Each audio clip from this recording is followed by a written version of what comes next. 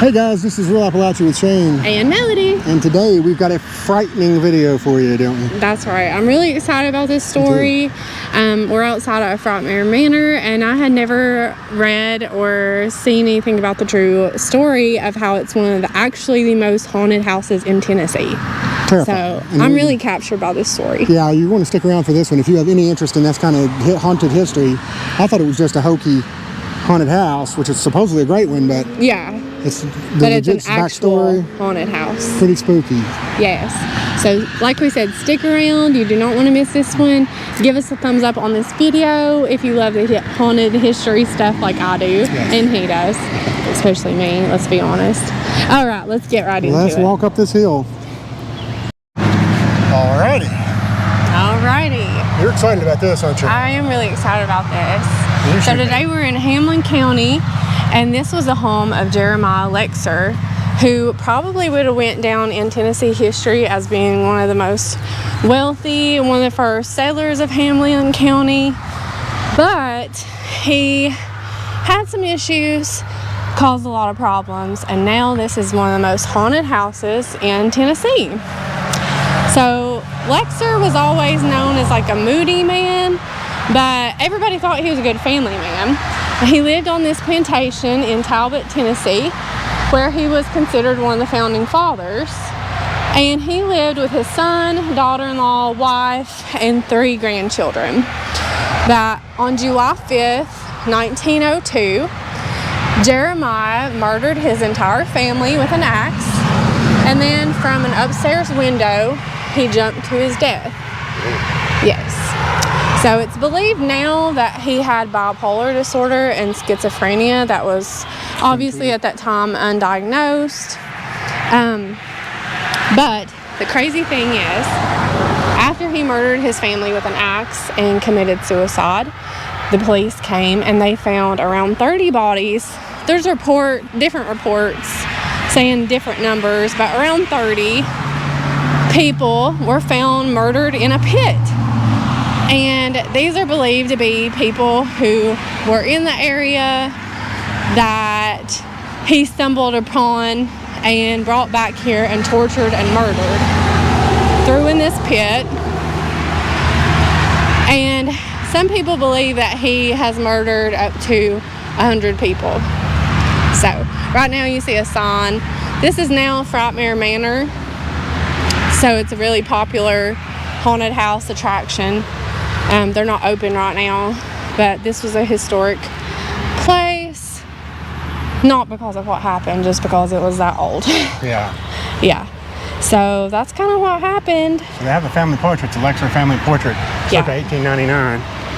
Yeah, and the sheriff that worked the case said seeing so much gruesome torture and murder to innocent life was truly sickening. He said he vomited and had to go outside to remain his composure. Oh my gosh, you can imagine. Yeah.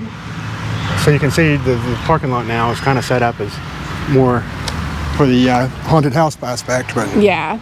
So they say that from the upstory window that he jumped from and committed suicide, some people have said that they see him. Some people say that they can see him walking from window to window holding an axe. Well, I'm hopeful that we don't see him. Well, me too. The pit where the 30 people were found is also said to have like a white smoky substance around it, and that they've heard like screams and that kind of thing. You hear them birds? Yeah. It was kind of weird, but knowing. People have also said that they've heard kids laughing. They've smelled like bread baking, all kinds of different things of like the family. The son and daughter-in-law spirits are also said to have been walking the property. They feel like looking for their children. I'm kind of amazed. I've heard obviously Frightmare Manor a bunch, but I'm surprised to have that was based on a true story like that. You know, yeah. It seems so. Oh, another thing is that the police found incoherent marking, like words that he had written out with his family's blood on the walls. And they say that you can still see that residue from the blood on the walls, and also axe marks in the floorboards. This is nationally known too, as far as a haunted house for being absolutely terrifying. Definitely. Absolutely terrifying. And you see down there, there's a curse. Yeah. So yeah, a lot of that is for the attraction. Yeah. But we just wanted to kind of give the history and talk about the ways that it's haunted. Yeah, I don't think either one of us do till this very day that this was based on a true story. No, I have heard of Frightmare Manor and I've heard lots of good things about them, so I definitely want to come and check it out. I also read that they do just like regular tours of the house in like the month of October and the fall. So definitely want to do that.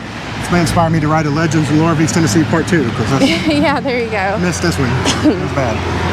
Yeah, I would like to know which window it was that he's said to have, or that he did jump from. That kind of throws me too, because I can see it breaking your ankle or something. I can't imagine it killing you, but what do I know? I've not jumped out of a window. I guess if you jump head first. Yeah.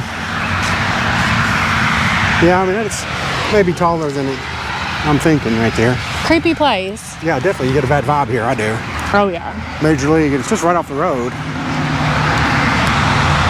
Just right off the road.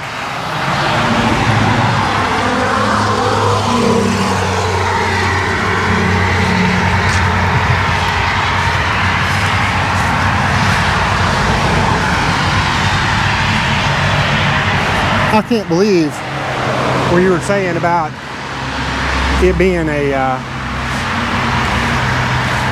we use as restaurants.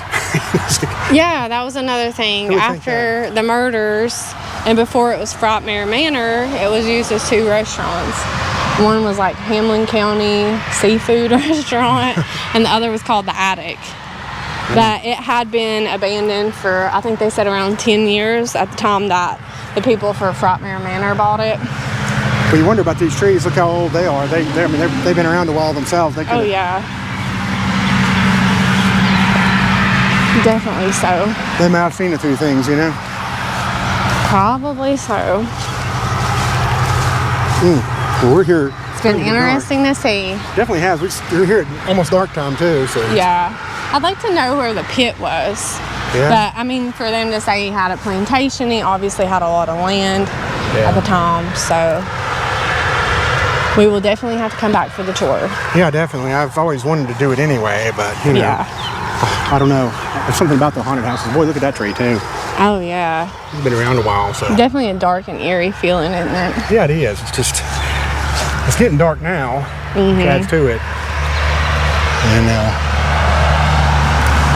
so it's just